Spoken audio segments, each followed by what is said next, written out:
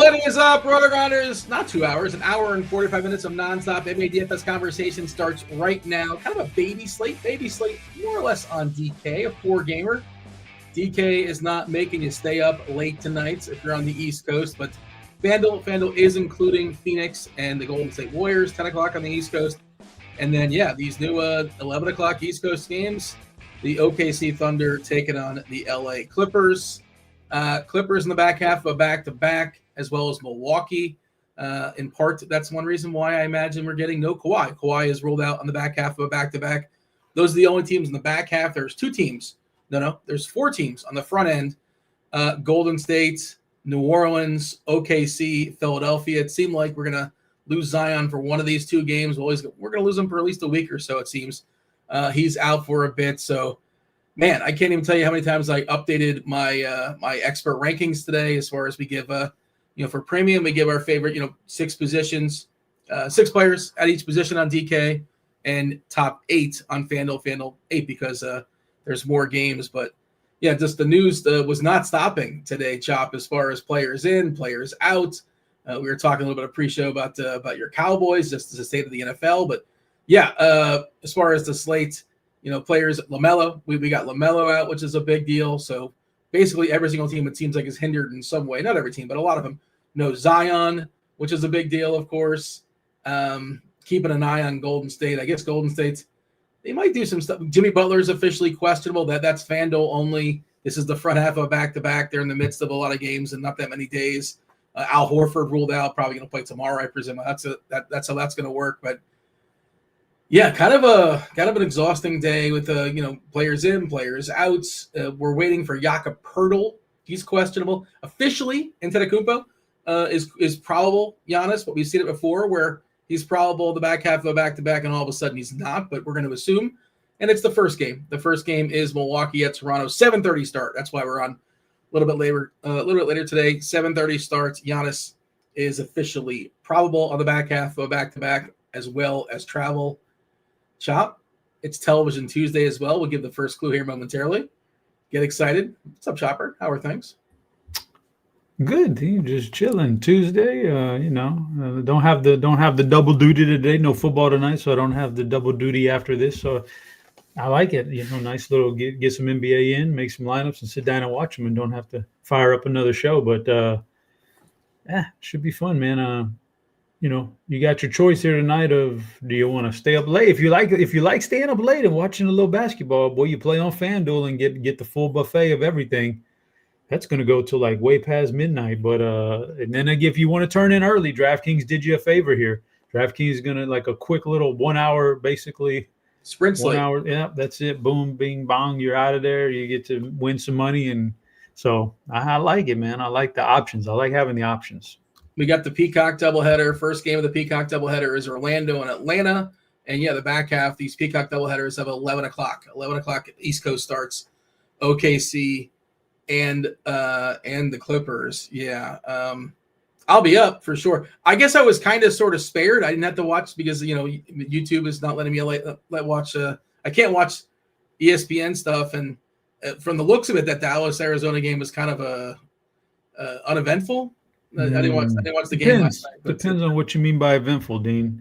If you like to watch the games and try to use that to your advantage in DFS down the road, then it did not go unnoticed. Some things in that game did not go unnoticed to the trained eye, for sure. But otherwise, if you're just looking for like big shootouts and stuff, you didn't quite get that. But I picked up on some things. I don't know if the other people are picked up on them also. Do you want to? Is it worth sharing them now? Do we have time? I kind of shared with you pre-show a little bit. Number one, so their first round draft pick, who was a really good player in college, Walter Nolan, made his season debut last night for Arizona on their defensive line. He wreaked havoc, Dean. He was very good. They got some good players in the secondary. Now they got a really strong defense. I said yesterday on the show, this is already a strong defensive line. I'm very leery about picking on Arizona moving forward. I think in years past it was like, oh man, we can pick on Arizona somehow. That's a good defensive line. That's some good players in the secondary. Watch out for that one. And so, and then Dallas, I feel like moving forward after this bye week feel like we're going to see more of a running game from them because their offensive line had so much problems with the pressure last night imposed by Arizona. I feel like moving forward to get out of the bye week, Javonte is going to be a bigger factor in the run game, and they're going to do maybe a little bit less dropping back. So, yeah, just little things like that. When you watch a game, you pick up on some things. Jakob Poeltl officially available tonight. We have not seen him for a while. He's been dealing with his back. I think he's going to be on a minutes restriction is what I'm seeing. Minutes restriction. Not sure what that number is going to be, but he is available tonight for Toronto. That is the very first game. Again, 4 games on DK. FanDuel's including the last 2. First clue is already scrolling for Television Tuesday. It is American. American is the first clue. Get in the Discord channel. Tell me what TV show I'm talking about. Be the first to do so successfully in the Discord channel, RotoGrinders.com/Discord, the live stream chat channel. That is a free channel.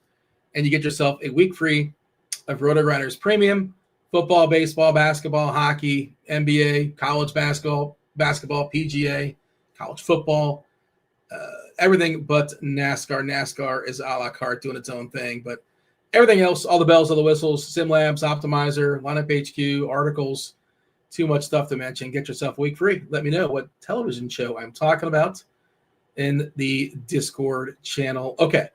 Chop, ready to do the dive? We're diving in.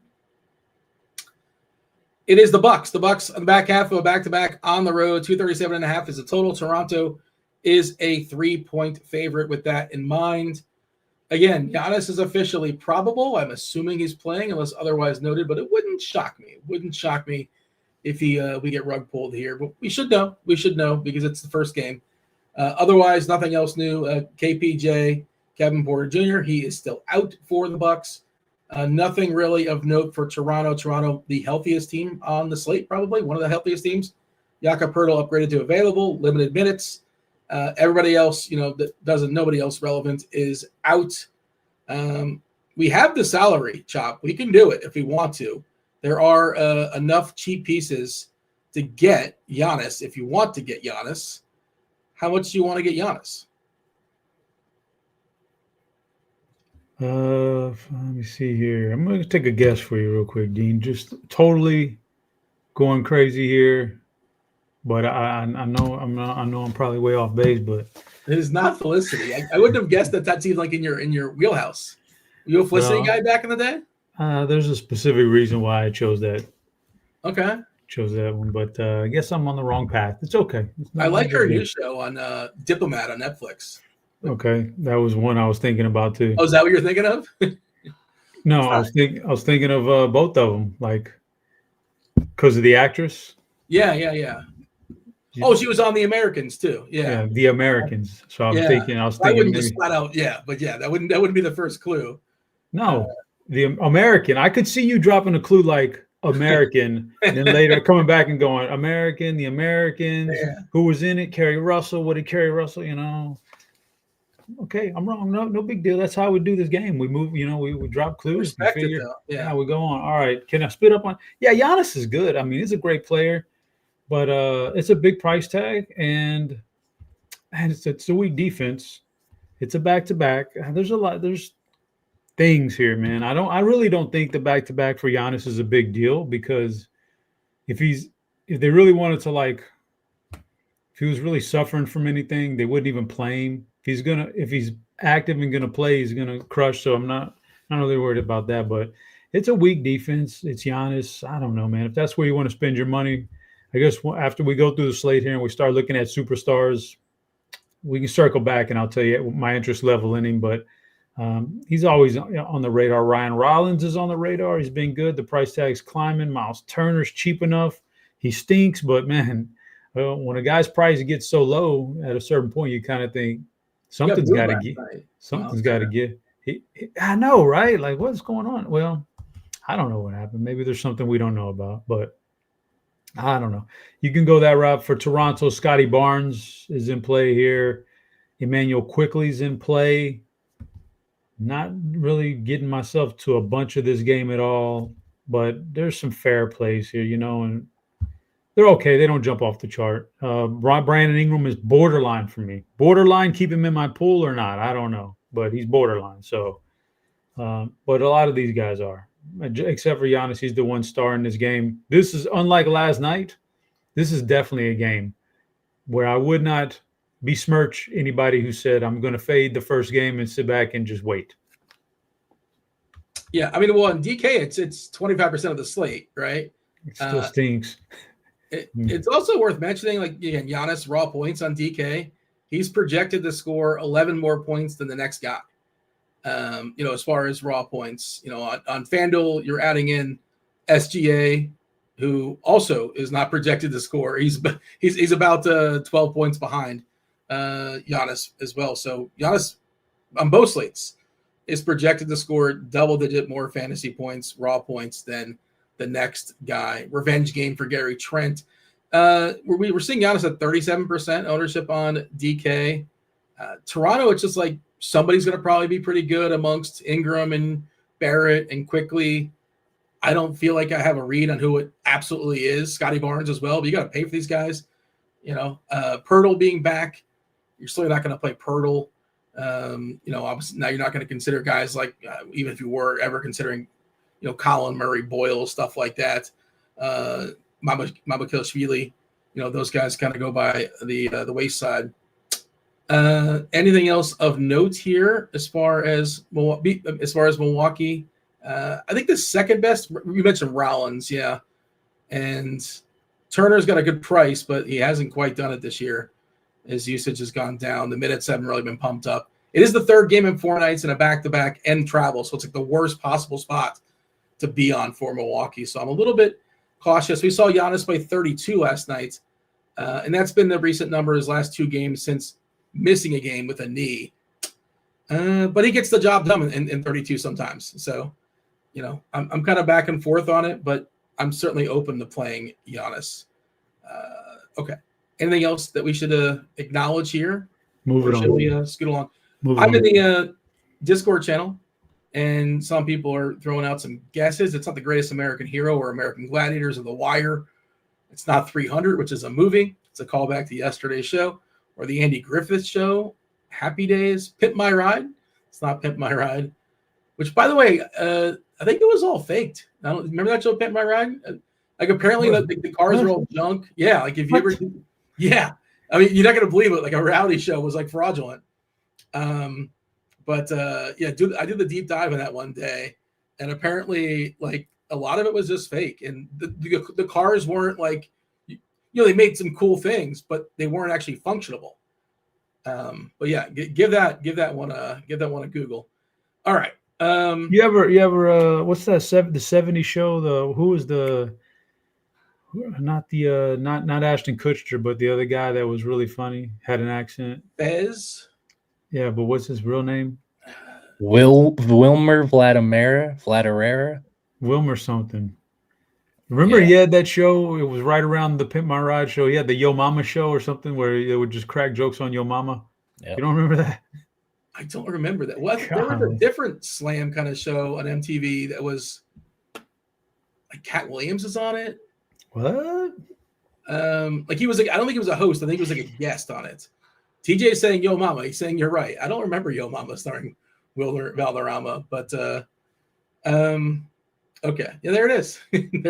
there's confirmation. It did happen. There's some funny one-liners in there. I saw, what is that? MTV had this show. It was remember Robin Big? And then Rob had his own like bootleg version of Tosh.0. Ridiculousness. They canceled the show after 37 seasons. I don't know how they had 37 Ridiculousness? Seasons. Yeah. I read that. Yeah. How much money he made off that show? I don't know, but like it was such a complete robbery of Tosh.0. Yeah. Robin Big was an absolute blast. That was a great show. I think they had a falling out. Did they? And I think Big is no longer with us. Yeah, Big passed away. He passed away a while back, but I didn't know they were good friends. I wouldn't have thought there was a falling out amongst Rob and Big. Oof, I didn't know that. Yeah. All right, let's scoot along. It's the Magic and the Hawks. 229.5 is the total. Atlanta is a 3-point home dog as far as who's in, who's out, the body parts of this one. Well, Trae Young is the big one for Atlanta. He's the only one that really matters here. As far as Orlando, they are super healthy. We haven't seen them all season. No Moritz Wagner. Man, is Desmond Bane one of the bigger disappointments this season? I feel like he has been. I thought he would fit in Orlando really well, and it's not over yet. You know, there's still time to figure it out. But so far, early results are not great for Desmond Bane figuring it out with the Magic. But I still have hope. Yeah, this is a game that has a lot of healthy players in it. So there's nothing clearly popping. Jalen Johnson certainly benefits in the absence of Trae Young. Dyson Daniels as well. Nas in the starting lineup here for Atlanta, but the price is basically adjusted. If you want to believe that Bane's going to happen, he's going to rise. It seems like a pretty fair price, but even digging in, the rates have not been good. It's not been great for Desmond Bane. How do you feel about the Magic and the Hawks? Is this the least exciting game for me? Yes, I think it's at least in the DK slate. I think this is the least interesting game for me. I'm curious how you feel. No, I think the prior game is probably the least interesting. This one I have a little bit more interesting because of the Atlanta side of it. So, but just start off with Orlando to get it out of the way because Dean, I like to get the tough stuff. I'm not a procrastinator. I like to get the tough stuff out of the way first. Like if I have something to do, I want to get the tough part of it. If I have something to do, I want to get it done right away. If I'm sitting down and I have a plate in front of me and have some really good stuff, and then some of it's like veggies, and I know I got to eat the veg. I want to knock out the veggies first and get it out of the way. Yeah, I want to get the tough stuff out, so I'm going to get the Orlando side out first. You got a steak in front of you, and you have like some asparagus. Or yeah. You're knocking out the asparagus first. Yeah, I'm getting it out of the way, and then. Okay. Interesting. I know it's got to be done at some point, so I might as well do it first and get it over with, and then really enjoy the rest of it. So as far as Orlando, Paolo's fine and Franz is fine, and anybody else to me is really not much in play. Maybe Wendell Carter. He's cheap enough. He's on the fringe. Okay, but I don't love any of that stuff. Maybe Paolo. He's pretty good, but he's expensive. You're going to pay for him. Atlanta, I do have an interest in Atlanta. Porzingis is fine. Price is good enough for him. Dyson Daniels. I love this price tag on Dyson Daniels. He is, I want to say, just from a pure raw fantasy perspective, he's probably gotten the biggest uptick in the 3 games Trae Young has basically been out. He played like 7 minutes of that first game, so that was practically like a missed game for him. Dyson Daniels is the one taking a lot more shot attempts now, and it's buoyed his fantasy production a lot. And to a lesser extent, Jalen Johnson also, but he's a little bit more expensive than Daniels. But Jalen Johnson's an awesome play also with Trae Young out. Just a little bit more stuff going on for him on the court. So I like those two guys quite a bit. Dyson Daniels especially, I do like tonight. So I do have some interest in that Atlanta side. So Orlando is the asparagus. You have no interest in the asparagus. You got to eat it, but not going to enjoy it. What's your least favorite vegetable, Chop, that you're willing to eat? Gosh, I don't know, Dean. Probably I don't know. It's I don't mind vegetables. I'll say that. Yeah, I don't know. Just I like veggies. I don't mind. Probably that I'm willing to eat, but I just don't like. Probably squash. I will eat it. My wife does make it. She likes it, so I'm not going to tell her not to make it anymore. She likes it. She enjoys it, so she's going to make it. I'm gonna eat it to make her happy, and I'll put a little salt on it. I'll do it. I get through it. I power through it. Makes people happy. Lima beans getting thrown out there in the chat. Is that even a veggie? I think it is technically. Talk about potatoes. Potatoes, I guess, technically are vegetables. You don't really think of potatoes as a vegetable, I don't think, right? They're not really in that grouping per se, but I guess I don't think they are a veggie. I've had a lot of conversations with my wife over the years, who's a registered dietitian, trained on that kind of stuff, and there's a lot of groupings with fruits and vegetables that really aren't that, and you think they are. They're considered something else, actually, in the real world of professionals. Yeah, I mean, I don't want to well lecture you, but I did Google it. Your wife knows more than me, but according to AI at least, yes, potatoes are considered a starchy vegetable, but their Starch. classification can be debated depending on Okay. the context. Be careful with the Google, because last night Google on the football show, Google told me Buda Baker was traded to the Cowboys right then and there. And I was like, oh. Yes, I saw that as well. Yeah, I wasn't sure if there's some kind of Google search. I Googled it like I Googled it and like 4 different little squares came up. Buda Baker traded to the Cowboys, but what made you even Google it? Well, what made you say that? Because somebody on the show mentioned, and that's what was the other red herring out there. Somebody on the show said, Chop, do you think Buda Baker getting traded to the Cowboys is going to affect the Cardinals defense? So I was like, what? So I Googled it and it came up a bunch. Like, AI is out of control, man. You got to watch out. My rule of thumb, Chop, is I wait for Ball Sack Sports to weigh in. If Ball Sack Sports to weigh in, I just assume it's not true. But once they confirm it, then all of a sudden, okay, now we got to pay attention. By the way, Wild and Out was the show I was trying to think of. Wild and Out. Oh, what a good one. That's the one I couldn't quite. Cal Williams didn't host it, but I know he appeared on it. Yeah, a lot of people appeared on it. That was a good show. All right. Clue number 2. Let's give the people a second clue. We're probably behind on clues. That's my bad. American is the first one. Competition is the second one. American and competition. That is your first 2 clues for Television Tuesday. Nah, that's a layup. You just You know the answer now? Nah, I know the guess you want me to answer, but I'm not going to do it. I'm not going to fall for that trap. It's too easy. All right, fair enough. You know the way I make clues sometimes. Yeah, I backload them intentionally. Any news coming in? Yeah, Giannis officially available to play. Okay, they say he's available. I assumed he would play. I thought there was like a 30% chance that he would not, because 3rd and 4 nights. Okay, the Hornets and the Pelicans. This is an ugly one, but it's beautiful for our purposes, right? 229.5 is the total. New Orleans is a 3-point favorite. Wow, 3-point favorite. They've yet to win a game, right? I feel like that they've got to get off the schneid.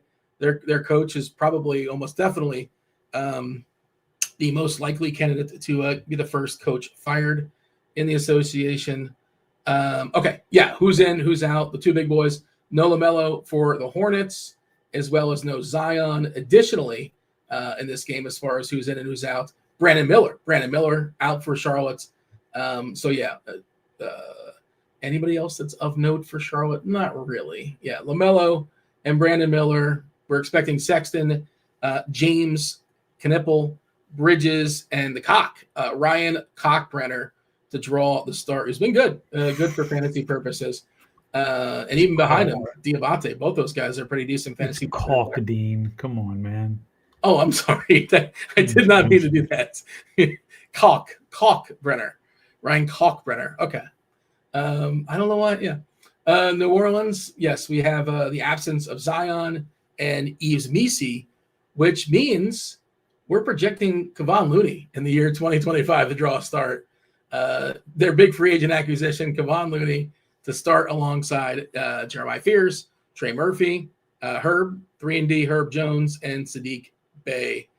And I guess Jordan Poole would be an interesting 6th man off the bench. But this game is full of players. I guess there's somewhat pricey, right? Bridges, who's going to be asked to do more here for Charlotte. Colin Sexton's going to project well, handle the ball for 30-plus minutes here versus New Orleans. Trey Murphy should get some more usage. You saw us early in the season where it didn't work out, but I still think in theory, he should be the guy that steps up here for New Orleans. In theory, there's a chance Jordan Poole gets off the bench and drops 20 points in the bucket. Do you like this game as much as I do? I like a New Orleans Hornets stack. You like a New Orleans stack? I probably like a Charlotte stack even more. And New Orleans is probably as the best team we've covered so far until I talk about Charlotte. Like this is the best game by far. I like both these teams. Trey Murphy, I think, is a good, like you said, the numbers haven't quite been there, but it's only a matter of time. He's a really good player. Jeremiah Fears is awesome. He's really good. I think he's still like 17 years old, so bright future for New Orleans. He's just really solid player. All those guys you mentioned. It's just weird to think about New Orleans. You said the coach is on the hot seat. Like I remember like it wasn't, but like maybe what I don't know what was it like. Just not last season, but the year before that, they made the playoffs. They had like nobody, Jose Alvarado starting, and they were a scrappy team that had a bright future, and the coach looked like fantastic. Like this guy's not going anywhere. He's one of the best coaches. He's one of the best coaches in the NBA. And then bam, all of a sudden, this is how things happen, man. And they traded away their first pick next year. That's what I was gonna say. They don't all this tanking they're doing, and they made leaving the tank now. They made a horrible. No, they're not tanking on purpose. It's bad. They're just bad, and it was a horrible trade at the time. It was not like let's move up and grab a number, like the number one pick in the draft. We're going to trade up, and you traded up for an extremely marginal player in the first place. It probably doesn't have very much of a fit in today's game. I don't know, just not me, but whatever floats your boats. It's a bad move. No protection, no top 3, top 4 protection. No, here's our number one pick. Yeah. Awful. Crazy. But I think Jeremiah Fears is a good building block for the team. So, and he's a good starting block for your DFS lineups tonight. He's got a lot of games, so you got that. But I like Charlotte even more, Dean. I like the Charlotte side. You mentioned some of the guys, Diabate and Kalkbrenner, good players. Kalkbrenner, just an absolute fantasy machine in college. No reason why he can't do it in the pros if he gets the opportunity. Miles Bridges, solid. Knipple, I think probably in a pretty good spot here tonight. Stroke, 3-pointers. There's a lot of question marks about his athleticism at the NBA level, but he'll be able to stuff the stat sheet. He can do a little bit of everything, so he's in a good spot here. But the best player in this whole game, one of the best players on the slate to me, is Colin Sexton. He's in a fantastic spot here. Just a really good, with this team right here and with the injuries tonight, he ought to really be able to do something for a cheap price tag. So he's got the experience. He's good at that kind of stuff, feeding off of injury-riddled situations and having good games. So I like Colin Sexton more than anybody in this game probably. I'm running a Court IQ. I'm kicking off LaMelo. We are projecting James to start, and they're asking about him in chat. To me, it's kind of alarming when a player is at 10% usage. It's 160 minutes. I don't really like that. 0.75 fantasy points per minute this season. Not spectacular. He might be Zion James. Yeah. Yeah. Listen, honestly, anything can happen, but he was the same type of player in college. It's not like he had that kind of big time skill in college and he's just been muted in the NBA. He was not a good per minute guy in college. So I doubt that that's going to happen in the pros. That's kind of where I'm at. I'm not excited about him, even if he's like super cheap and possibly starting. I forgot to take Brandon Miller off the court as well. I don't know how big of a sample I'm going to get. I think Kalkbrenner, you mentioned, I don't think he shot a free throw yet this season. He's taken one yet? It was interesting looking at his stats. I don't think he's taken a three-pointer. He's not taken or made a three-pointer. And I don't know if he's made a free throw. Oh, no, he's finally made some free throws. Okay, he's attempted 5 now on the season. So, his game is pretty straightforward, with rebounds, points on the inside. Good stocks, and New Orleans is a great stock opponent as well. I mean, you can only predict those so much, but it is a good team to go up against when it comes to steals and blocks. What about Sadiq Bey? Is he an interesting cheapie for you? Not really. Not really. I mean, 3,900 on fan. I mean, he's projecting right in the group of projected guys that I typically don't have a lot of interest in. Nothing about him stands out. Dean, 3,900 on FanDuel is a pretty good price. But then what's his name? Dalton Connect was 38 last night, and I would probably, if I had it to do over again, in hindsight, probably wouldn't even play that. He was fair, but you can do better. I don't know. Sadiq Bey, he's had some good games in the pros, maybe so, but I think there's still too many guys in front of him to where I don't think he has unlimited usage tonight, which is what he needs. So, yeah, and plus that value might be muted a little bit considering the Io DeSamo news he's out. So we'll talk about that game next. We're going to talk about that next. And so there's probably a lot of value. And in fact, when we get to that, that'll be like first look for both of us, I think, of what that's going to look like. I bet there's a lot of good value now. Well, Trey Jones was already projecting really good. He'll project probably even better. I imagine the sumo stuff's going to go to like Herter. I don't know if you're going to play Herter or not, but okay, we'll talk about that in a second. Would you be willing to play like a 2-2 or 5? I'm willing to play like up to 5 players in this game. Is that crazy to say? No, I think that's fair. Yeah. No, it's fair. It's totally fair.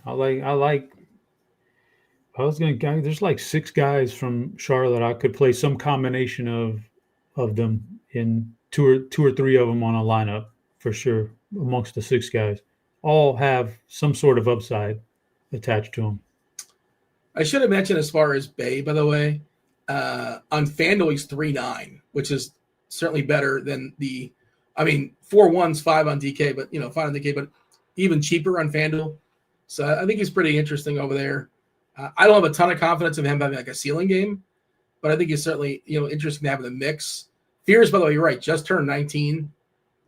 We're expecting him to play close to 30 minutes or so. I sort of joked about it. Kevon Looney, we got him for 23 minutes. He is what he is. I can't do it. He's rebounds, some stocks, and some putbacks and dunks. Can't do it. He projects pretty well. Do it. What does he project for? Let me see here. 3-2 on DK, 25.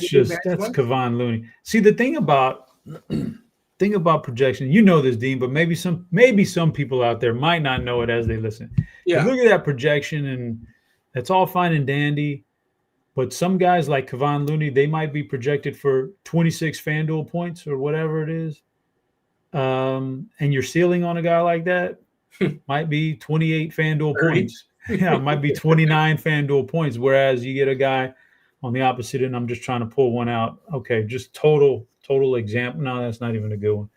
Diabate, projected for 25 fantasy points, but he might have a legit ceiling for a double-double and, something like that. I don't see Kevon Looney being not enough upside for me. Put it like that. That's all I'm saying. It's not a huge sample, Chop, but I took Miller and LaMelo off the court for Charlotte. Who is their best fantasy point per minute player on the season in 64 minutes with that situation? Musa Diabate, 1.2. I don't know, but the point is I want to chase a little ceiling, man. I get a nice solid projection is fine, and it's fantastic for cash if you're still playing cash in 2025, but I got to have a little ceiling on my players these days, so. It's even tougher on FanDuel where you only have one center. Now, the other thing I would point out, it's a bad center slate. Like, think of centers that are good in the NBA. Like, none of them are playing. Like, it's just not a great center slate. And last night was the complete opposite. So many options at center, and if you got it wrong on FanDuel, you didn't cash. And I got it wrong, and I had Jalen Duran with 33 FanDuel points, which isn't bad, but I got that wrong and got crushed by the late-night DeAndre Ayton guys, mouth breathers. Whatever, sorry. Dominating, man. He's a vengeful guy. Crazy, man.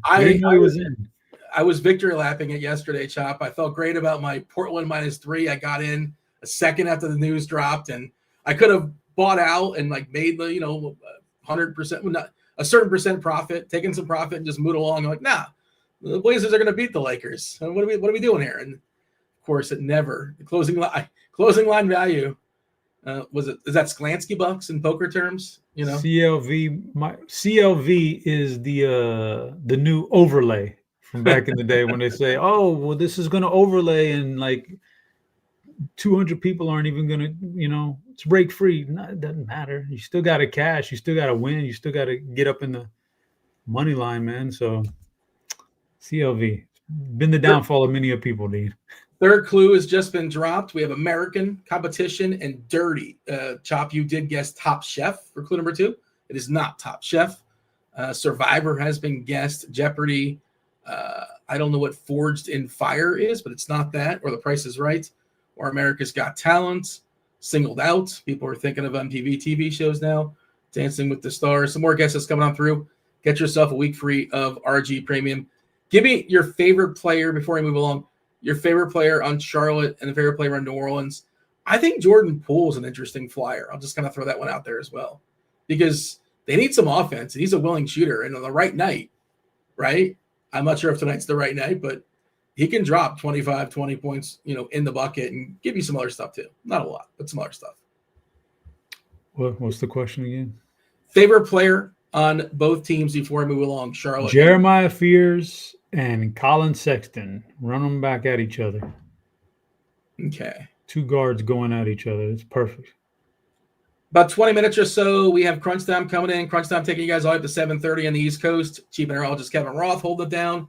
TJ, you guys know TJ Zwarych, one of the greatest DFS players in all of Saskatoon, Saskatchewan, Canada, as well as Kirkwood, Kirkdiese.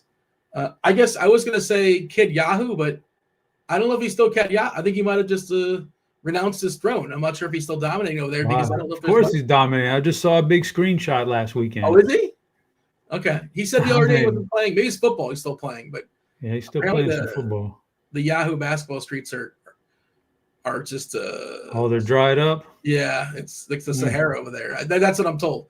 I used to like playing over there, but they just did not put contests that are worth attacking. And even their footballs, I used to love playing in their site, and maybe things have changed since I last looked, but I have not played in a bit. Okay. They're coming on around the 6:45, so about 20 minutes or so. This is the last game of the DraftKings slate. Chop it. It's not House of Cards. Not House of Cards or The Voice or Fear Factor or Hell's Kitchen or Storage Wars. I wish I could say yep, but I can't. It's not. Okay. Last game, DK slate. Philadelphia, the Bulls, 240.5. It's high. It's tight. These are two teams I think they have one of the better records, if I'm not mistaken, early in the season.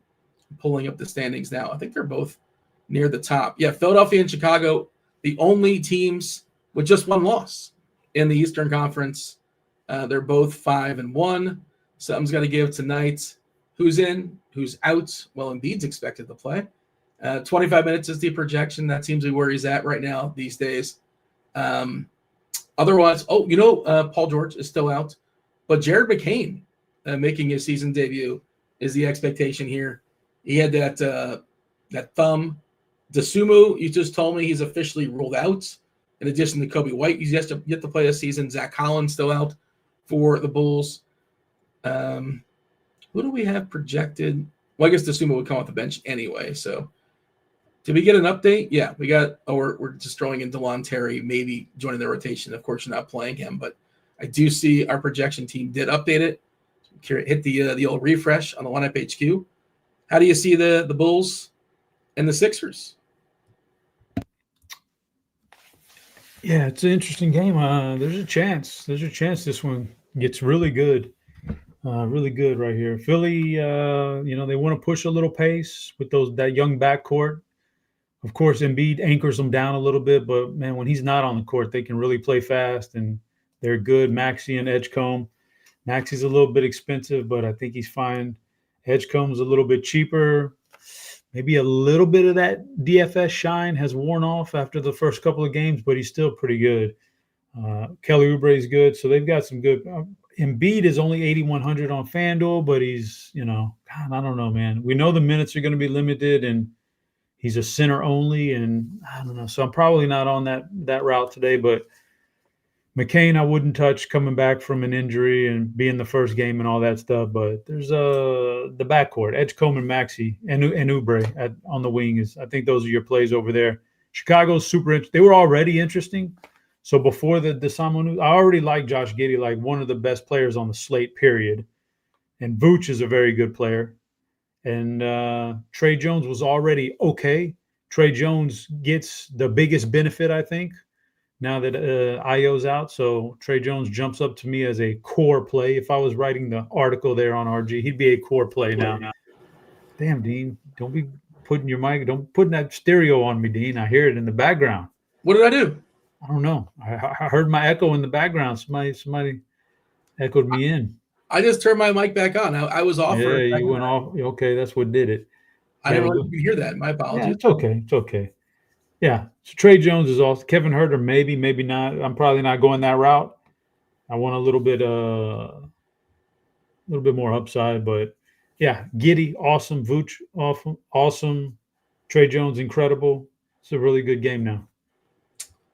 I'm running some new optimals now, and yeah, Trey Jones is hitting a big number for DK, and I got to run him on FanDuel as well. But I bet he's like one of the best. I don't even want to say mid-tier, like kind of cheapies. Like, the expert survey say who's like the best, cheap player for cash games. It's probably Trey Jones, right? I think so.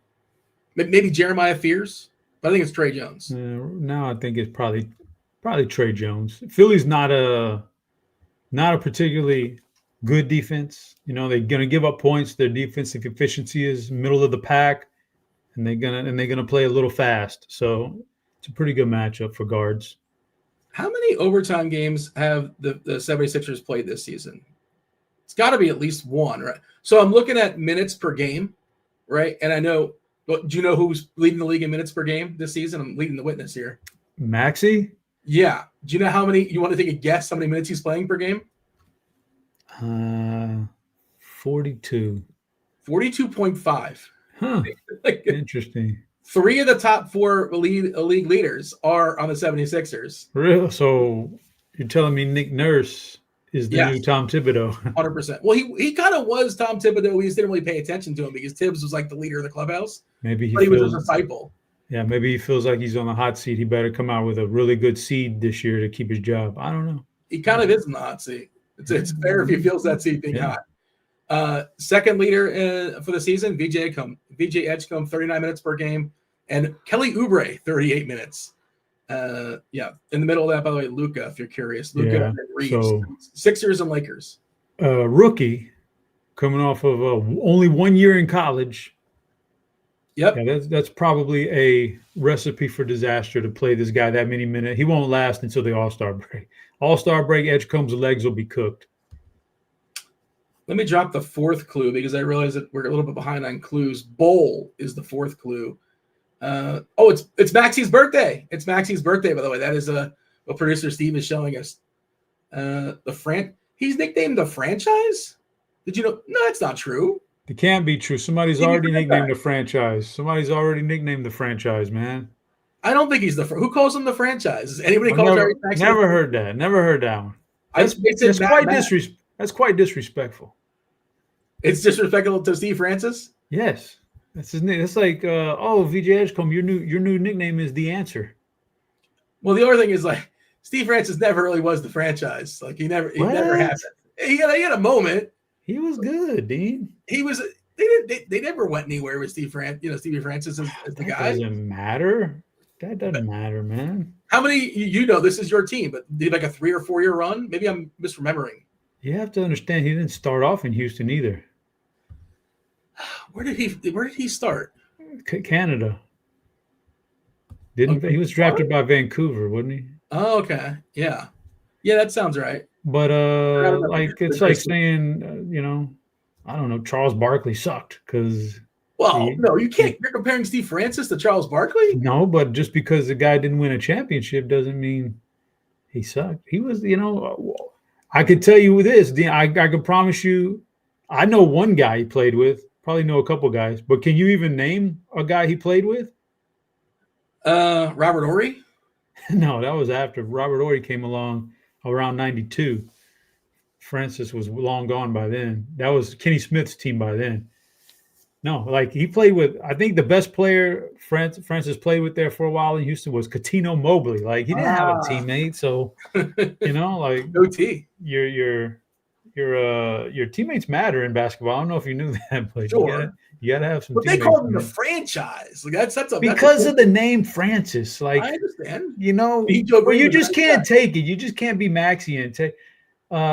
Who's the guy from Gladiator? Maximus, Commodore, Max, whatever. There, Maxey. There's your nickname, Maximus. Well, Maximo. They said Mad Max is also the other Mad Max, Maximo, Maximus. Go for it, all that. Don't go with the franchise. That's disrespectful. Wasn't Vernon Maxwell Mad Max? Am I making that up? You can't even do Mad Max because Vernon Maxwell was the original Mad Max. He was truly Mad Max, man. He was mad. He's in the guy like went up in the stands. And He went in the stands. Yeah, he went in the stands and beat somebody up one time. At least one night he was mad. You listen to some stories on Mad Max. He was crazy, man. He was Tyrese legitimately Maxey crazy. called the franchise primarily by his teammate Joel Embiid, who gave him the nickname to signify the importance to the Sixers and his potential to be a cornerstone player.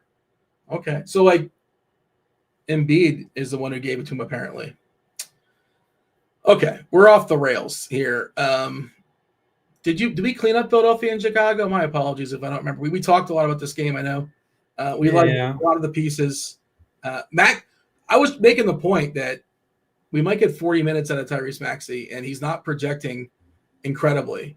And it's hard to project him for 40 minutes as well. But he's certainly going to play 40 minutes, and we're actually giving him 39. So I like, and 12% we're showing right now. Here, I got a question for you, Dean. Yeah. We're off the rails, but we only got 2 minor games left. Is Josh Giddey good now? Because I remember when he got shipped out of OKC, he was a joke. Like, his guy's not a real NBA player. But is he good now?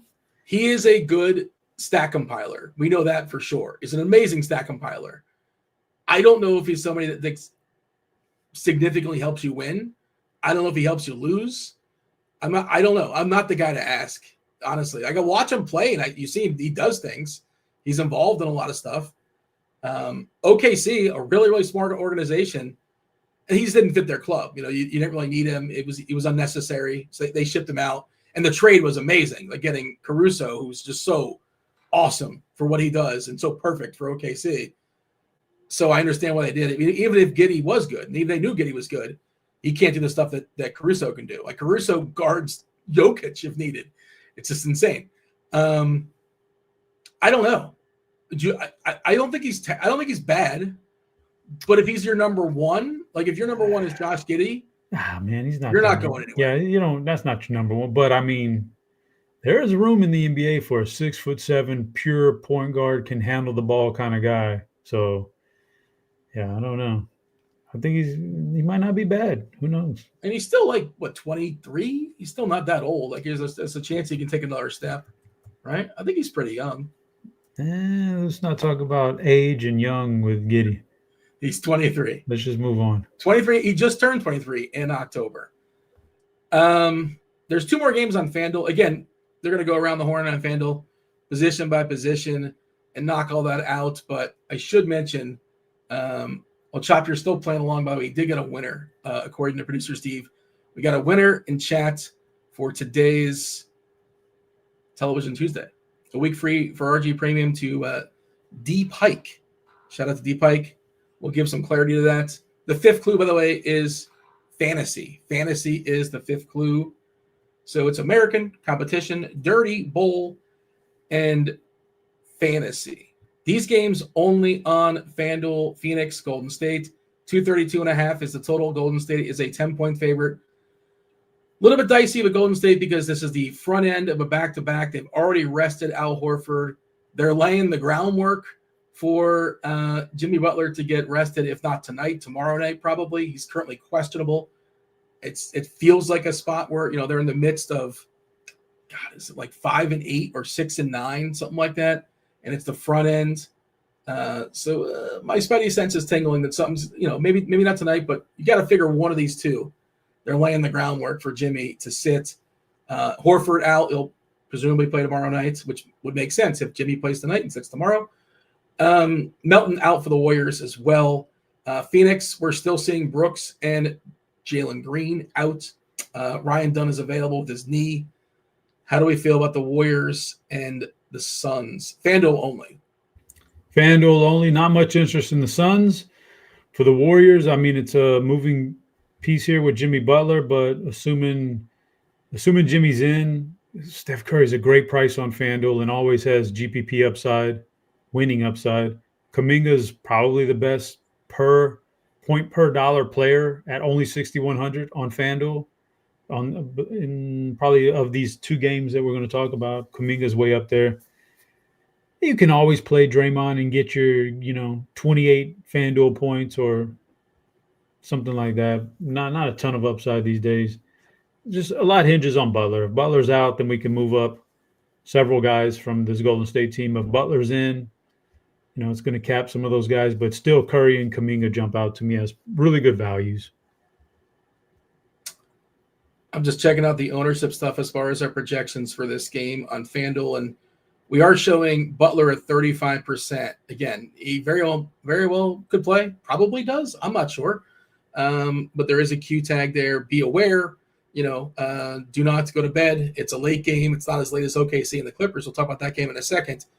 Steph coming in at 33%. Pretty fair price at 8.2 for Steph. Kuminga would get a bump. He's already projecting pretty well if Butler is out. Draymond also a pretty fair price at 5.5. We've seen Grayson Allen play a pile of minutes in the absence of some of the wings there, as well as Royce O'Neal, but the salaries have caught up to the point where, to me, they're not obligations. I would just mention Devin Booker, who does everything for this Phoenix team. 5%, 6% current ownership. I mean, you got to pay for him for sure, but it's interesting for tournaments. The last game on the FanDuel slate, it's Oklahoma City against the Clippers. This is the back half of a back-to-back for the Clippers. It's the front half of a back-to-back for OKC. I'm pulling up the most recent injury report. I don't think we've had any new news. Dort is available. AJ Mitchell is available. The good Jalen Williams is out. The bad Jalen Williams is in. Kenrich Williams, of course, is still out. As far as the Clippers, they are sitting Bradley Beal and Kawhi Leonard. Collins projects pretty well here. Zubac, we talk about centers not being incredible today. He looks pretty good. I don't necessarily love the matchup, but he should be asked to do a fair bit. Same thing with James Harden. Don't love the matchup here, Chop, but without Kawhi, he'll be asked to do more. Also, you got a price bump as well. They're talking about Bogdanović possibly starting, and he's another guy. I think it's over for him, Bogdanović. It seems like it's over. Came pretty fast. We'll see. But, yeah. Also SGA on this slate, and nobody's playing him. Just wanted to mention that. Nobody's playing SGA. Revenge game still? Not sure. Nah. Did it ever really start for Bogdanović? Let's be honest. He had a moment. Like, he wasn't exactly Stevie Franchise, but he had a moment. I mean, like a really brief moment. like a 1 quarter of one game. I mean, look, when you take away Kawhi, the instinct is going to be maybe a couple Clippers jump out, especially Harden. But again, now you got to look and say, we're facing OKC here. This is still a nasty, nasty defense. Not sure I need to, play too much James Harden. Zubac is probably your best bet, cheap price. And if there's a matchup that maybe you can exploit down there in Oklahoma City, maybe you can get him inside a little bit. So he's fun. John Collins is super cheap on FanDuel. You can play some John Collins, but I'm not going overboard even with Kawhi out. Don't love the matchup here. OKC is, circling back to the whole superstar thing. We've covered them all, and I want Giannis over all these people now. And the SGA is fine. Could play him. I would prefer Giannis. But after SGA, I don't like OKC. I never do. Sometimes they get suckered into it on small slates, but I'm not doing it tonight. So I'm going to pass on the rest of OKC. OKC getting basically no ownership. It's pretty wild, but I get it. I understand it. If I was running 100, 150, I'd get over the field on the 3% on SGA. You get the 10% if you want to get the 10%, but I understand why it's not very high. I want to play a little bit before crunch time comes in, a little bit of a good chalk, bad chalk. But before we do that, I want to tell the people how we got to today's Television Tuesday. The first clue wasn't the best clue. I was trying to think of I didn't want to. All the clues I had were like too good for one. One shouldn't be spectacular, but first clue was American, and it leads into, if you think of it in a certain context, the name of the show. But I'll tell you that in a second. Clue number 2 is competition. The people on the show compete with each other. The third clue, one of the not a regular, but they appeared in the show maybe 5 or 10 times. Their nickname, one of the characters' nickname was Dirty. The fourth clue was bowl. They compete for a certain kind of bowl on this show, the Shiva Bowl. And clue number 5, fantasy. It's not a fantasy show, but it's about fantasy football. Clue number 1 was American League. The show is The League. Were you a League guy back in the day, Chop? Yeah, I watched it.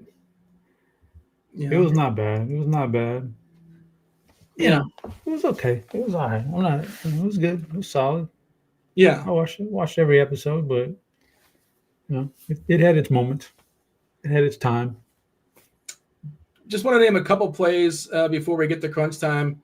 Good chalk, bad chalk. Currently, Jeremiah Fears on DK, 49% ownership. Good chalk, bad chalk. Man, it's 49%. It's obviously a lot, but when I open up tournaments on DK these days, you see a lot of guys it's insane how much the field is gravitating to certain players these days. So you're going to open it up and it's going to be a big number, but he's going to pay it off. So I'm going to say good chalk. Sexton, 41% on DK good and chalk. 45% on FanDuel. I think it's good chalk too. Giannis, 35% on DK. Sadiq Bey, 33% on DK. Oh, now you got me. Now you got me, because as good as he can be, is more likely he's bad. He's really bad. So that's chalk I won't be eating. That's bad chalk. And Kevon Looney, 33%. Oh, buddy. You mean a third of the field is going to get no upside in their lineup? He'll get you 20 points, though. He'll get 20. Chalk.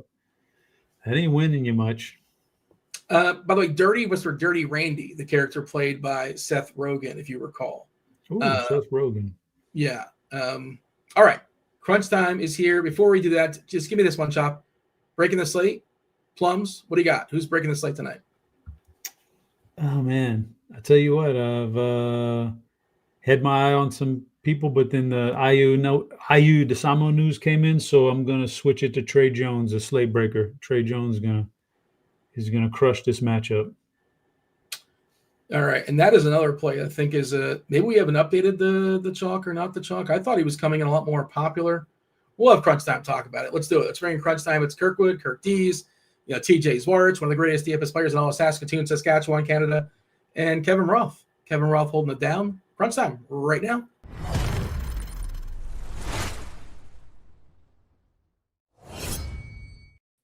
What's up, boys? Happy Tuesday. Roth, is your schedule getting shattered right now with this all the way up to 7:30? Is dinner happening? Is it on layaway? Did you have an early dinner?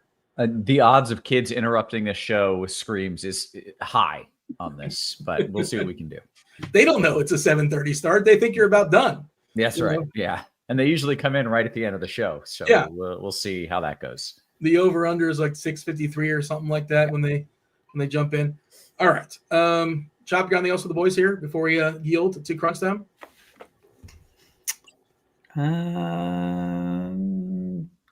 Roth, what's your I know you do weather, but do you also follow allergies? Yeah. The allergy report? What's the allergy report look like in Texas, San Antonio area?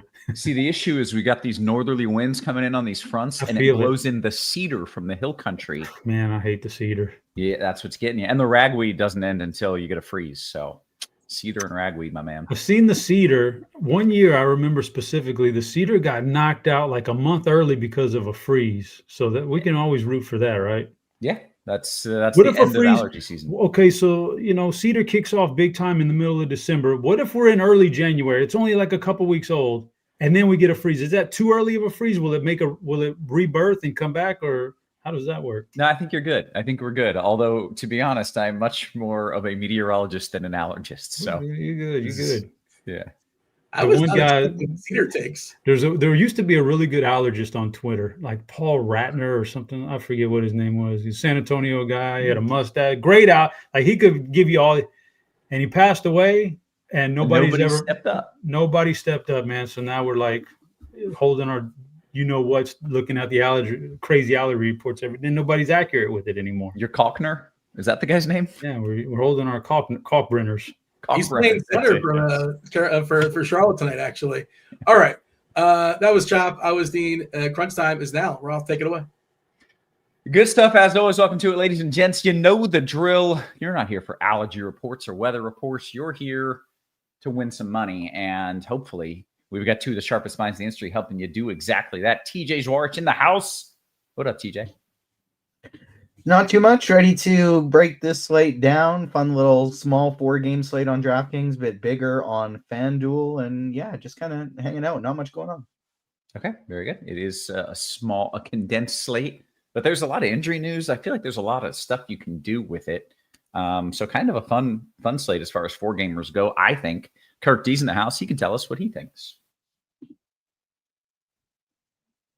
Except he's muted, so he can't. Sorry, my kid. I'm worried about what these allegations are they're talking about on Yahoo.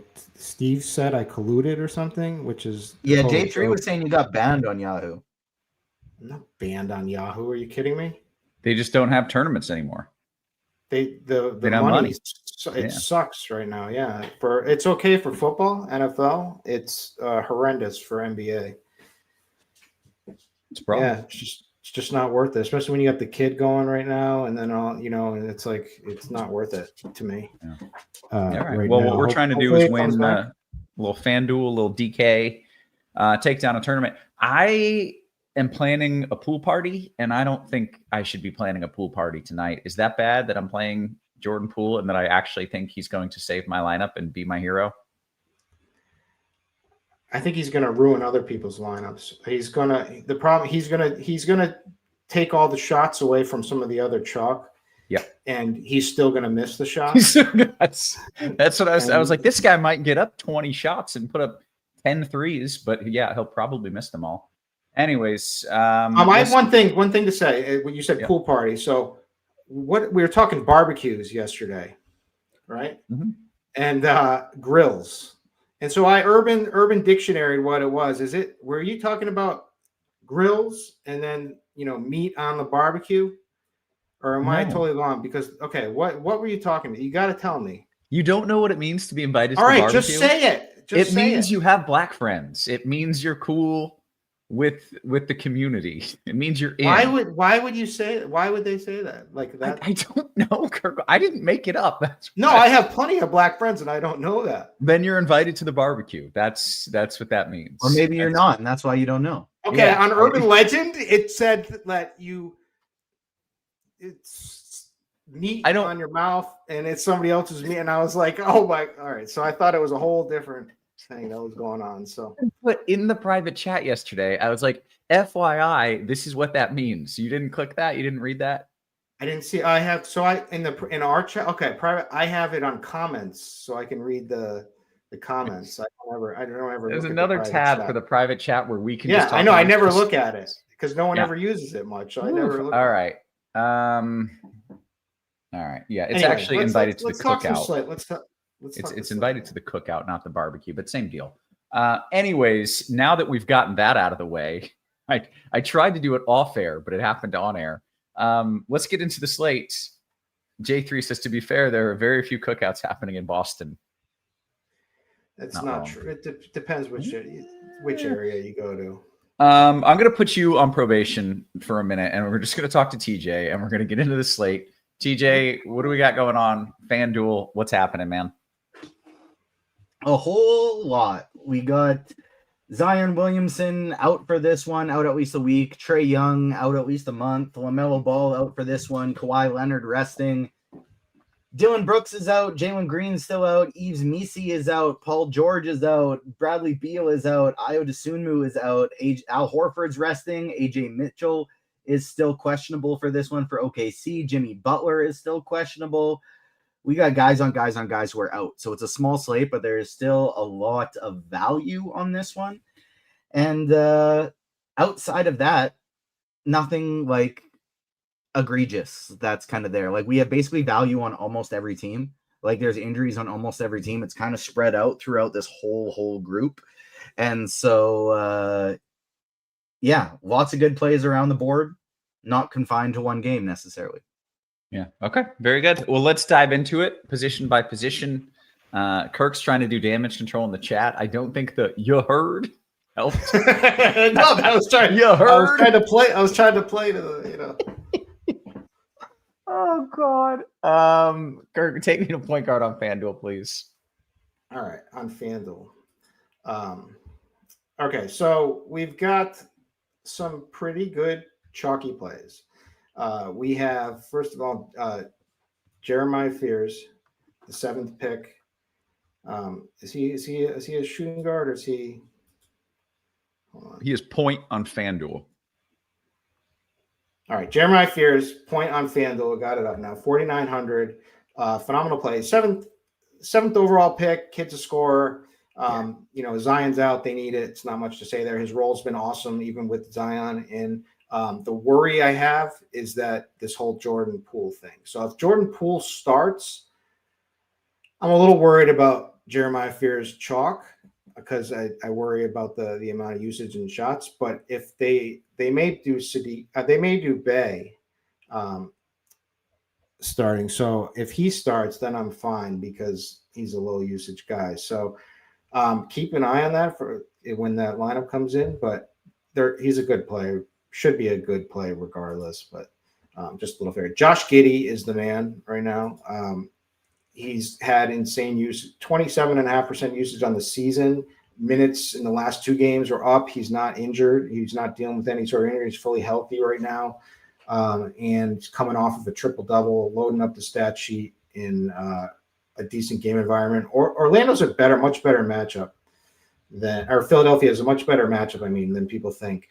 And so that game should be a lot. And you can also play it easy with like Tyrese Maxey on the other side because you just get those insane minute ceiling. So I like that. Colin Sexton, the LaMelo out. Good. High usage player, scorer. Probably going to have Herb Jones on him defending. So that I could see him causing some problems for Sexton.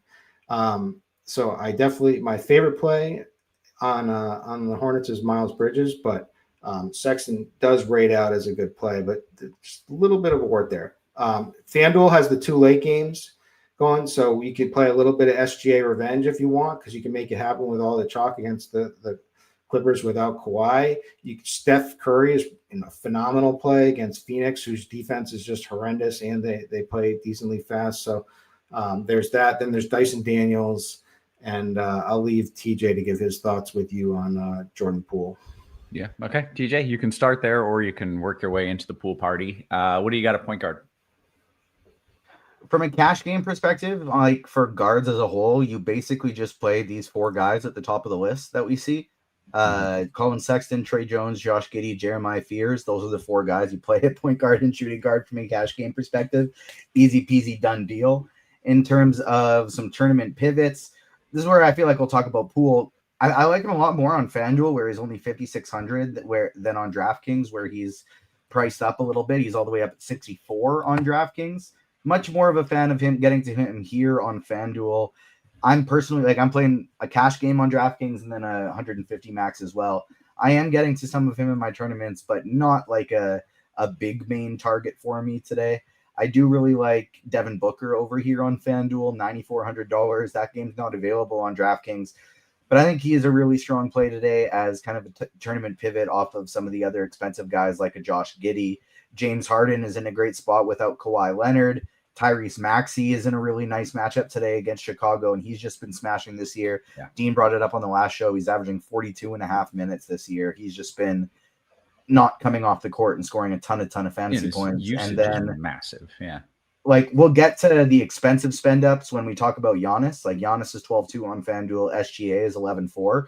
Giannis is the clear better option, but SGA is projecting for 3% ownership on a 6-game slate. And so if you are playing 20 lineups, you're basically obligated to get, I'd say, in 2 of those 20 lineups, you have to play SGA. If you're playing 150, you got to be getting him in at least 15 of those, getting at least 10% of SGA today at that low projected ownership if you are playing multiple lineups. Yeah. Can I interject something? Why is he the clear better play? I get it from what his projection is, but he's got a capped ceiling with his minutes limit that they seem to be doing, and he's on a back-to-back versus Shea and his ceiling, in my opinion. I know it's projection-wise. How capped is the ceiling, though, when he's already had an 80-point game in 33 minutes this year? Back-to-back tonight. I don't know. We'll see. We'll see how it plays out, but you just know that he can't get over 32 minutes. It's the problem I have. Yeah, that is a little alarming, but he also can get it done. Yeah, he smashes. And he smashed. Yeah. He kind of got it done last night. He got it done last night because the slate didn't have, actually Joker is the one that got it done. But yeah, TJ, take me to shooting guard, please. A lot of the same names that we already talked about at the point guard position, and so you have Colin Sexton, Trey Jones, Josh Giddey, 3 wonderful plays here.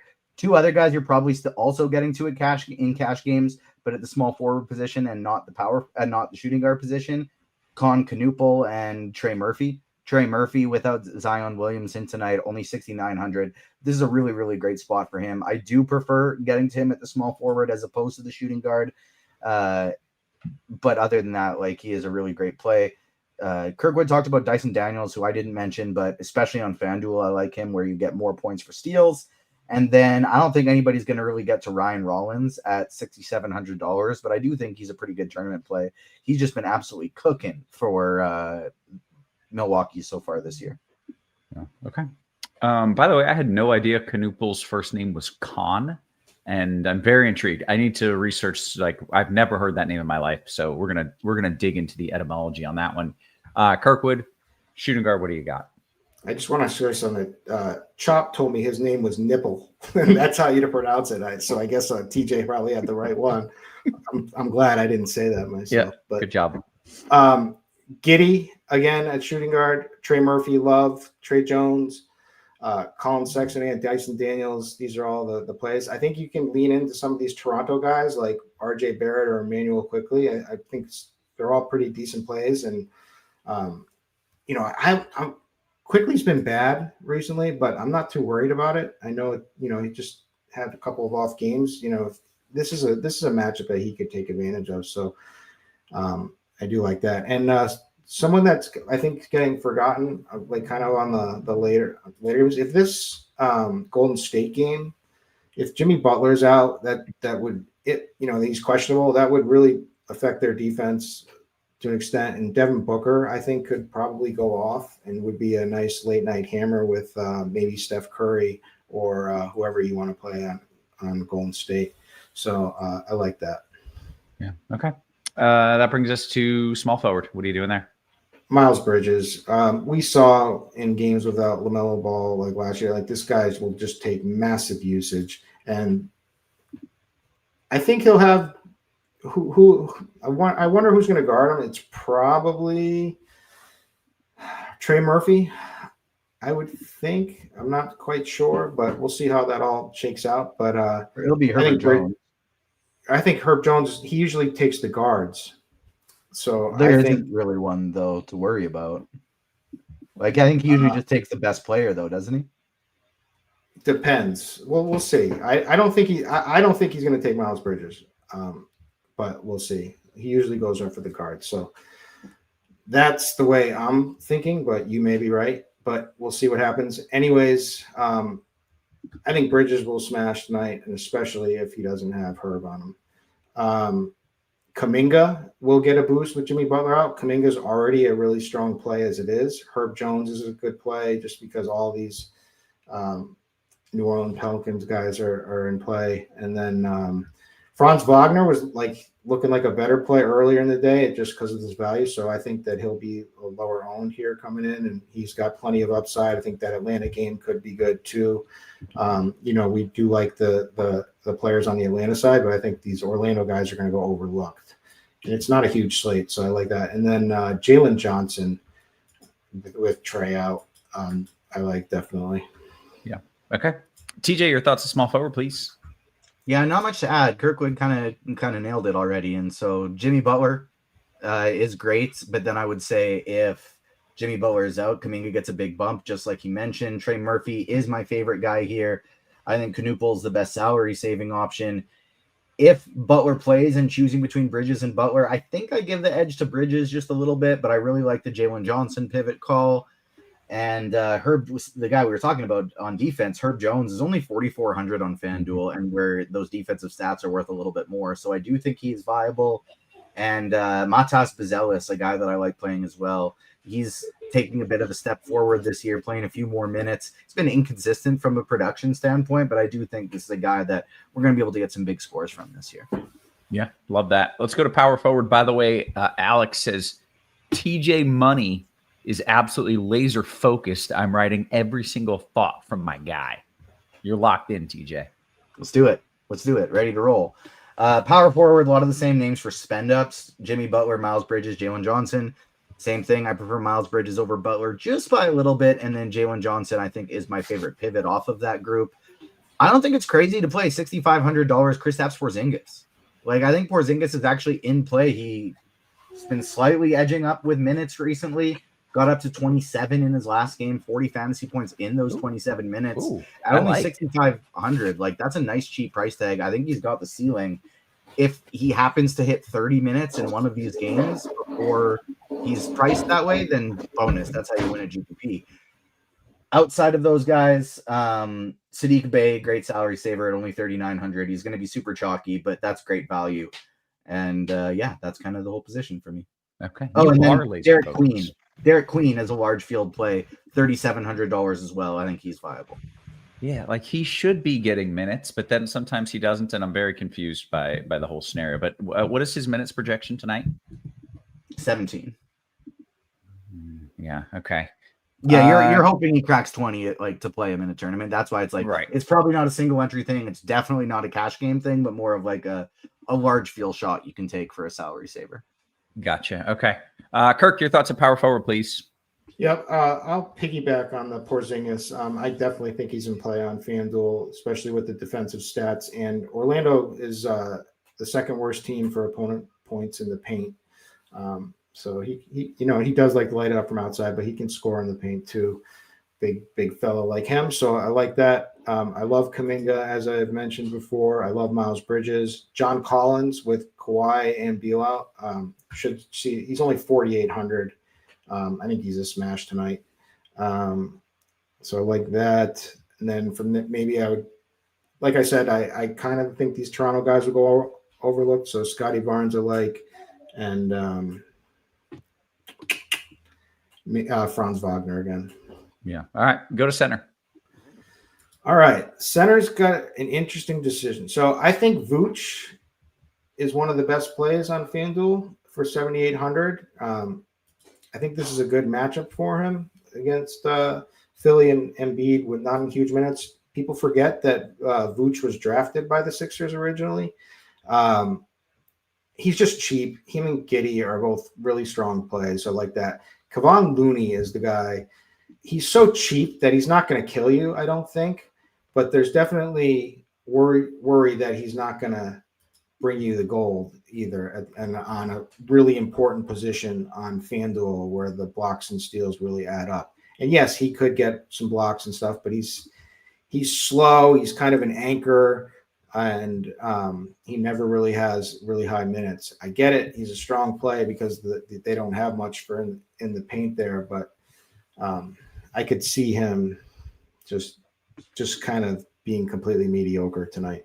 Zubac, the back-to-back's a little worrisome, but the fact that these guys are out with Kawhi out and Beal out, I like that. Plus, Ty Lue was so mad at his team. I watched the conference after the game, and he was just lighting his players up. So hopefully, lit little fire under them tonight, and they come out and play strong. But they've just have taken some brutal losses. Draymond Green, power forward or center, I like. And, of course, I like the Cockbrenner, the cock of the walk. I'm going back to him tonight. I think he could do a lot of damage against Looney because I think he can – he's a good rebounder and whatnot, but I think he's got a decent shot too that I think he will play in this game. Yeah, he seems like a guy whose price is just going to steadily climb and climb and climb over the next few weeks until he gets to where he should be. I'm playing him as well. Whole Flow says who? Oh, the cock of the walk. That's Cockbrenner, just to be clear. I mean, people don't know this by now. Come on. No. What was the text you sent us when Giannis got ruled out last month? I said, yeah, there's all this Bobby Portis and Bucks chalk, and I'm sitting here holding my cock. Kalkbrenner. And to be clear, oh boy, we're just teetering on the edge of YouTube. See, you set me up there, and I took the bait, and I'm the one on probation, so I'm the one that's supposed to. You didn't finish his name. You had to say his whole last name to keep us from getting in trouble. TJ, what are we doing at center? Yeah, Kalkbrenner is definitely an option. Only 5,300 here. I also like Moussa Diabate, his backup. I think he could play some extended minutes today, and he looks like he's in a really good spot for large field tournaments. Zubats is your cash game guy today. I personally would rather go with him over Looney, but you're choosing between one of the two of them. I would go light on Looney at tournaments, $3,700. He's starting, but this could easily turn into, I think, like a 10 minutes in the first half, 10 minutes in the second half, 15 fantasy points from Looney, and that's kind of it sort of game. So I do think he's a solid cash play. Probably would avoid him for tournaments. Other tournament options, you're going to get a super low-owned Chet Holmgren today if you want to take that shot. And Miles Turner at only 5,700 on FanDuel is a nice price tag as well. Yeah. Okay. Very good. We want to kick it to DK. We still have a little over 20 minutes until we hit the lock. And before I do that, I want to make sure you're getting the best deal in the industry. Of course, we've got Combo Pro, more bang for your buck. Why pay for one sport when it's basically the same price as all the sports? And for a limited time, you get your first month of Combo Pro for $79.99, which is only $5 more than your NFL DFS monthly subscription. So you get all the sports basically for the price of one. And then also you've got a 3-day promo. I realize maybe people don't want to sign up for a whole season-long package or even a month package. You just want to try it out. Well, bam, NFL DFS 3-day pass. You can build lineups through the weekend for only $9.99. That's cheaper than Subway. It's cheaper than McDonald's these days. So I feel like that is a ridiculous deal. Make sure you're taking advantage of it. Let's flip it over. Go to DraftKings. And TJ, you can lead us off at point. A lot of the same names today at point guard. Jeremiah Fears is going to be the guy that you're plugging in at cash game today. He's my highest owned player. He's going to be mega chalky, but I do think he deserves to be with all these guys out for New Orleans, only 4,700, and he's stepping in a minute, stepping into that starting spot, and he's looked pretty good so far. Josh Giddey is the other guy that I'm getting to a ton at this point guard position. Both of them over 60% today, so I'm getting a ton of Giddey and Fears. I'm mostly just playing them. And then I am getting to some Colin Sexton, but mainly at the shooting guard position. I'm getting to a lot of Trey Jones. I like Tyrese Maxey a lot for tournaments. And then the only two other guys that I'm getting to with any type of abundance are Trey Mann and Ryan Rollins. Okay. Kirkwood, point guard. Yep. Fears, obviously, like as TJ mentioned. I mean, he's just too cheap, and for the usage he's going to get. I love Giddey. Also, I love the playing Giddey and Maxey in the same lineup. I'm trying to make. Can you make that? You can make that on DraftKings. Can you make that? Yeah, you can make that on FanDuel too, obviously. Not hard to do. Just did it. So like that, I said. So I'll say I like Sexton, but again, my bet is that Herb guards Colin Sexton, and I think that helps Herb with the steals, to be honest with you. But I think that's how it's going to play out. But we'll see. Ryan Rollins is still in play. Ownership keeps ticking down as more value that opens up, but he's been great. His role's been good. And he's 6,100. So I like that. I said I wouldn't fault anyone for playing Emmanuel quickly tonight. He's been bad recently, but I think he's going to be just fine. He'll have some big games. This could be it. And yeah, that's it. Okay. Shooting guard. All right. Shooting guard. Trey Murphy. Love. Guy, we saw this last year. He's had massive games when Zion and other people are out, and he's going to be chucking. So like that. Dyson Daniels, I like. Man, I can't. I want to say Desmond Bane because I don't want to miss it when the big game happens. But at this point, I don't know if it's ever going to happen. I don't know what is wrong with him. Just been horrific. Yeah. So I wouldn't be surprised if some sort of injury, like something, comes out, but who knows? RJ Barrett, I like. Knuppel, can definitely play at 5,500. And Jordan Poole, I guess. Yeah. Your version of Bane for me this year has been Cooper Flagg. I just keep playing him because I don't want to miss when he gets it, and he's buried me every freaking day. So don't play that guy. I mean, Bane was legit, has been legit for a couple seasons, and now just awful. Not hitting him. Cooper Flag is not a bust. He's a 18-year-old point guard in the NBA, and he's never even. Oh, was that like a stock? Like, I think that was a bomb noise. Anyways, there it is. Okay, there it went. That's what I was listening to. I was looking at the DraftKings, my DraftKings stock today. These stupid prediction markets killing us. Killing it, man. TJ, I think we're on shooting guard. Your thoughts, please. Yeah, almost all of my guys at this position are going to Knuple, Trey Murphy, Colin Sexton. About 40% of all three of those guys, and that's almost all of my shooting guard exposure. Only other guys I'm mixing in just a small amount: Trey Mann, Sion James, Jordan Poole, Dyson Daniels. But for the most part, it's Knuple, it's Trey Murphy, it's Colin Sexton, and I'm not really going to anybody outside of that. Yeah. All right. Let's go to small forward, TJ. Small forward, you can play Knuple here as well. And this actually, again, it's being occupied by three main guys that are taking up almost all of my ownership here. Sadiq Bey, I'm getting to 40% of, Knuple 40%, and then Nickeil Alexander-Walker. I'm getting to in about 30% of my lineups today. He is point guard and small forward eligibility. Point guard is way better than small forward, so I definitely would want to make sure that I'm playing him at small forward instead of point guard. With Ayo Dosunmu out, that makes Patrick Williams' minutes, I think, a little bit more of a sure thing. So I think he's viable, but typically not a guy that gives you a really big ceiling performance.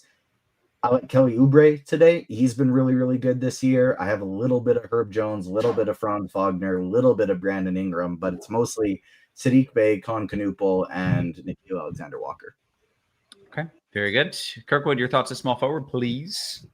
Yeah, I'll add Brandon Ingram to the mix here. 7,340 fantasy points in all three of his last games. Great usage. He's been scoring. The peripherals haven't quite been there a ton. He did have does rebound. Did have two good rebounding games last games, but there's meat on the bone here for a 50-point performance for 7,300 tonight. So I'm in on that. I like Naw again, like TJ said. Knuple, Herb Jones.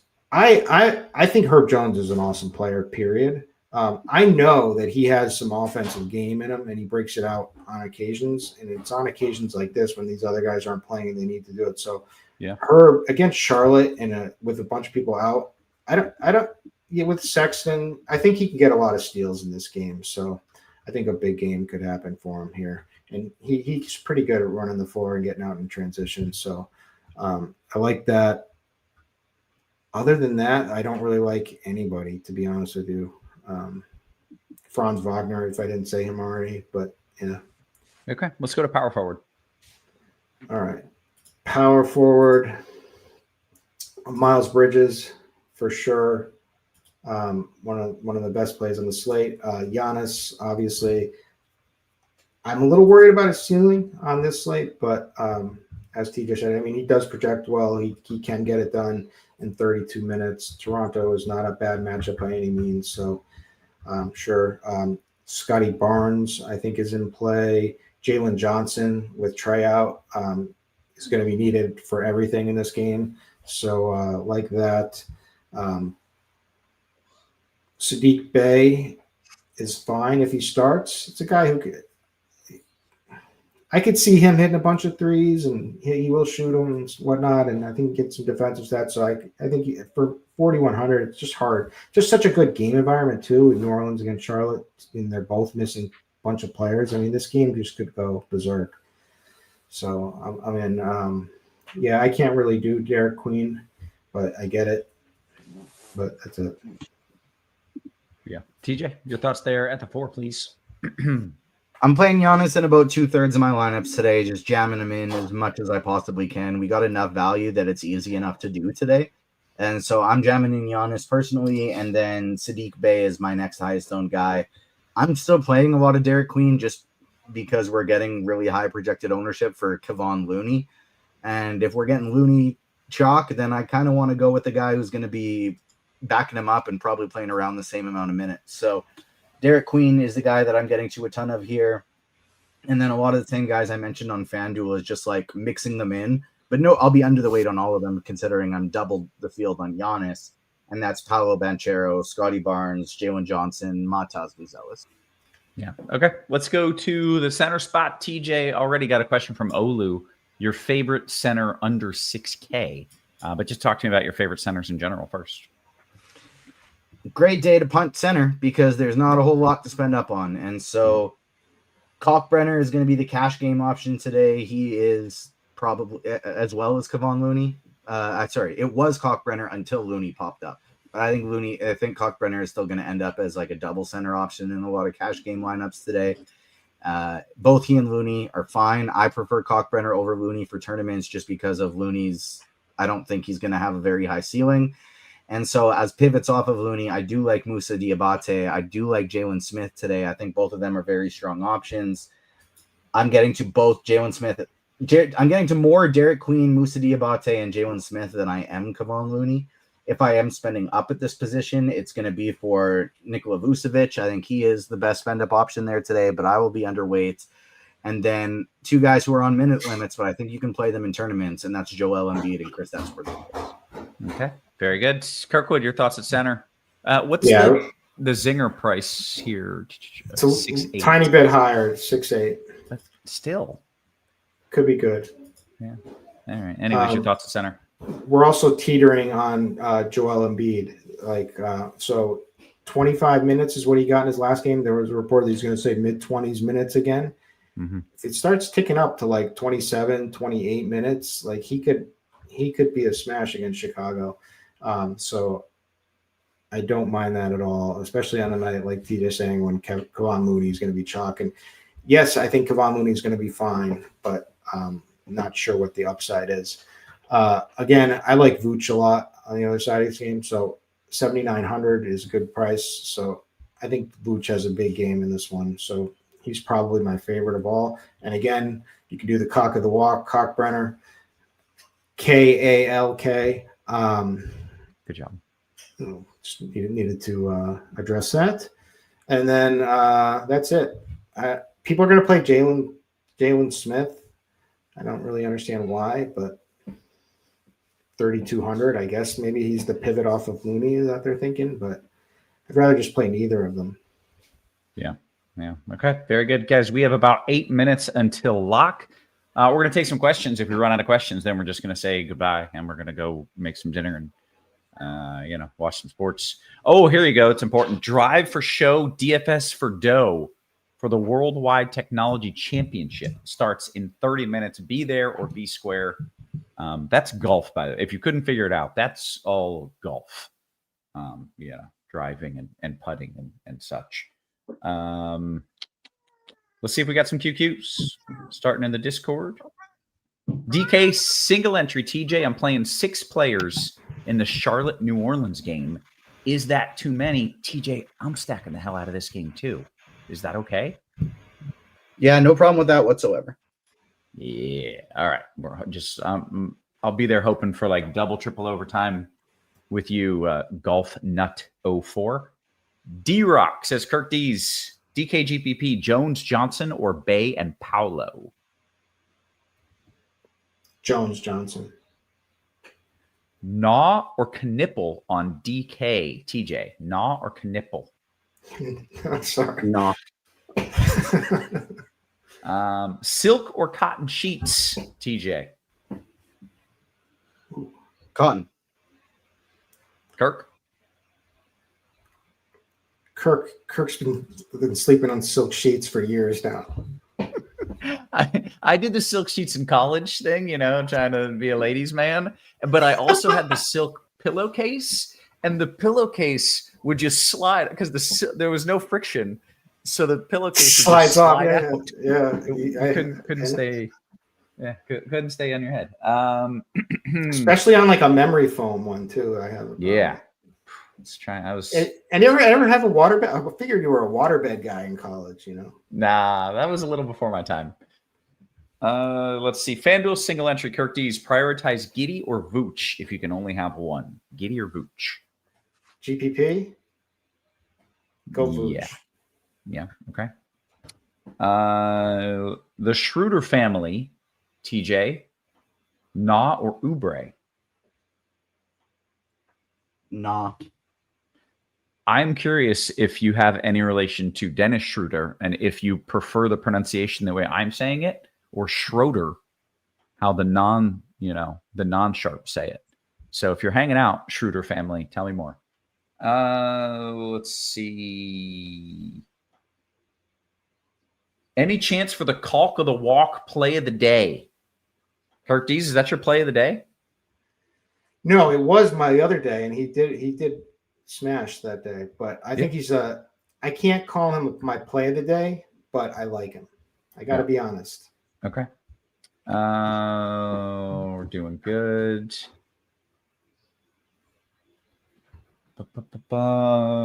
DKGPP, Canoopel or Buzelis, Kirkdiese? Canoopel or Buzelis? I mean, I'll say Canoopel, but Buzelis certainly could outscore him tonight. Yeah. TJ, Pirtle or Okongwu? Neither, but Okongwu. You definitely can't play Pirtle. Okay. Let's see. Your optimal thread, your sheet thread count. High as we can go. Yeah, more the better. I don't think that's true. I tried to get like a 900. It was like 600 your preference? I think like 300. I don't know. I'm not sure. Oh, you're going 300? I'll have to check. I got to check. That's a wife question. But one time I just went with the highest one and it was like a picnic. And then you got to go. There's difference between like Turkish and like cotton and. TJ, you deep in the sheets game or no? Not like that. No, I haven't counted my threads recently. Well said. Oh man.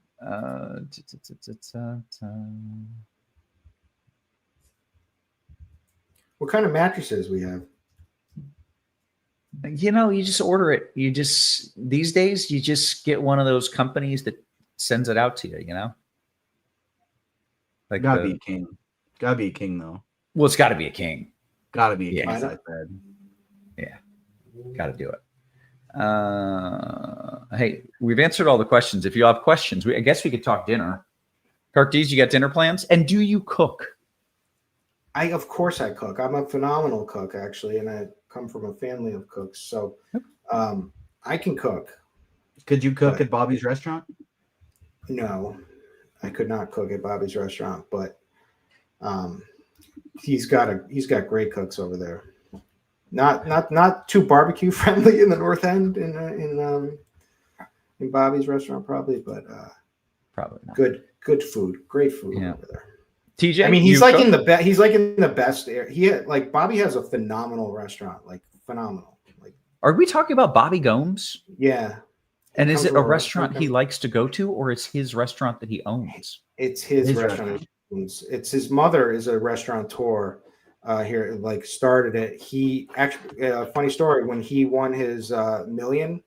He put up. He helped save the restaurant through some tough times and made it better. And then now he got another. He got offered a great deal from somebody who was selling in like a prime location and restaurant already was like top 10 in for Italian restaurants in Boston. Period for like Zagat and whatever. So it already had like a name there. He bought that. So Bobby's doing just fine. He's working hard. I just called him yesterday, but I got to go check out that restaurant soon. Yeah, I just kind of assumed Bobby as a fantasy sports only person. I didn't know he had a life outside of our little sports world. So that's cool to hear. Didn't see. What's the name of the restaurant? Do you happen to know? Mitchell wants to know. I don't remember, but I'll ask him on whatever next show he does. Terra Miara Ristorante. Yeah, that's what it sounds like. There it is. Terra Miara Ristorante. Give it a 5-star review. We are moments into lock. TJ, what's your dinner plans? I cooked already, and it's sitting upstairs right now. I cooked before the show. All right, so let me tell you what I thought. I got a great find from Costco. People love the Costco reviews. Sorry to interrupt you. Go ahead, TJ. I was just going to say some mashed potatoes, some meatballs, some gravy, some fried up broccoli. Okay, that's okay. That's pretty legit, TJ. What's the Costco find? We've got a minute into lock, and there are no questions. Sell this. So might as well. They sell prepared steak. That's grass-fed sirloin. That's been done sous vide.